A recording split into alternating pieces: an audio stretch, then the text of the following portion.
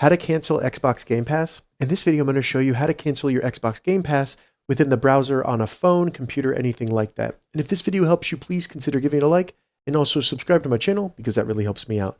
And if you're trying to do this on your Xbox, check the description because I have a separate tutorial for how to do that. So to get started, open up a browser, and this can be on your phone, computer, anything like that, and navigate to Microsoft.com. Once you get to Microsoft.com, in the top right, select Sign In, log into your Microsoft account, the same one that you use for your Xbox. Once you get logged in, go up to the top right and select the circle that may have your initials in it, and then select View Account. Then once your account loads, go in the left menu here, select Subscriptions, then just find Xbox Game Pass and select Manage next to it. Once you get to Manage for the Xbox Game Pass, all you got to do is find Cancel Subscription, select that. Then when you get to this screen right here, scroll down all the way and select Cancel Subscription. Once you do this, it'll give you the last date that you can use Xbox Game Pass, and you will have successfully canceled your subscription. If this video helped you, give it a thumbs up, and please consider subscribing to my channel.